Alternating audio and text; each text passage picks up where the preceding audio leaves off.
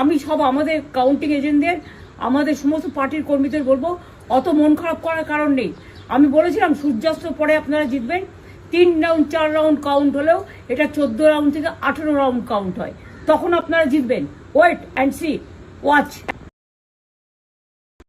সবাইকে নমস্কার জানিয়ে বলছি, প্লিজ দয়া করে কেউ কাউন্টিং এজেন্টরা এবং প্রার্থী ক্যান্ডিডেটরা তারা ভোটিং এলাকা ছেড়ে আসবেন না।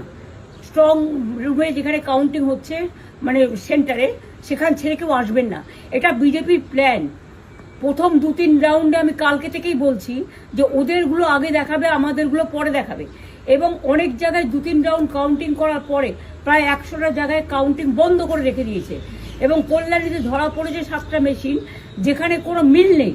এটা টোটাল ফোর্সফুলি সেন্ট্রাল ফোর্সকে দিয়ে চারিদিকে তৃণমূল কংগ্রেসের উপর অত্যাচার করছে, অফিস ভাঙছে, জোর করে দখল করছে। এসআইআর নামে আপনারা দেখেছেন ভোট লুট করেছে যাতে যে সিটগুলো জিততে পারে। কিন্তু এখনো এমন 70টা সিট আছে, 100টা সিট আছে যেগুলো আমরা এগিয়ে আছি, সেগুলো বলছে না। টোটালটাই মিথ্যে নিউজ খাওয়াচ্ছে।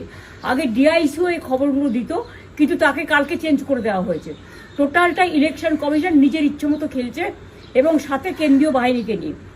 এবং আমাদের পুলিশরা টোটাল মাথা নত করে কেন্দ্রীয় বাহিনীর আন্ডারে কাজ করছে। সুতরাং আমি সব আমাদের কাউন্টিং এজেন্টদের, আমাদের সমস্ত পার্টির কর্মীদের বলবো, অত মন খারাপ করার কারণ নেই।